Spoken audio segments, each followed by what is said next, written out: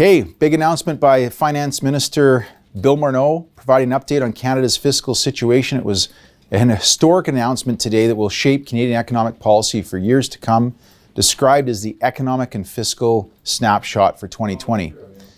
The deficit is now projected for the end of 2021, which is March 31st as the fiscal year end for the Government of Canada, to be $343 billion. This is a number that's much higher than what analysts had projected and will be the largest deficit in Canadian history.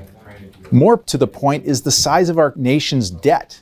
We're expecting to see the federal debt now exceed $1 trillion. Now, as far as the common ratio of debt to GDP, it's projected to reach 49%, which is still below the peak that we saw in 1996-97 of 66%. Now, where is this deficit coming from? Well, of course, it's the result of these COVID programs that have been announced under the program that I call the Bailout for All program. First of all, you have CERB, the Canada Emergency Response Benefit, has already paid out $53 billion to Canadians since the end of June. Canada Emergency Response Benefit, $82 billion. And CEBA has another $27 billion, of which $7 billion is going to be likely forgivable loans that will never get repaid. As far as issuing debt is concerned, most highly rated issuers like Canada going out and issuing debt right now, the Canadian government announced that they're planning to issue around $106 billion in 10 and 30-year bonds to help deal with the amount of these deficits. The total amount of debt going to be issued by the Government of Canada this year alone will be around $409 billion. This debt is very cheap, but it still has to be paid back at some point.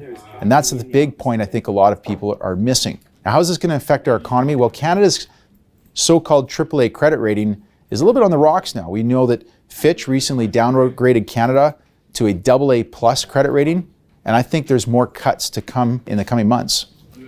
This cost to the Canadian public is extremely low right now, but will likely rise at some point, especially if interest rates rise and or our credit rating continues to get downgraded. Public debt can also crowd out private issuers, discouraging investment because there's so much money being clamored and going into federal debt. I also expect that you'll see taxes are going to be raised to narrow the shortfall, and this will obviously further discourage investment in the economic environment here in Canada. In summary, Trudeau was quoted today as saying, "We took on debt so Canadians didn't have to." Well, I'm sorry, Prime Minister Trudeau, but that's just not how the math works.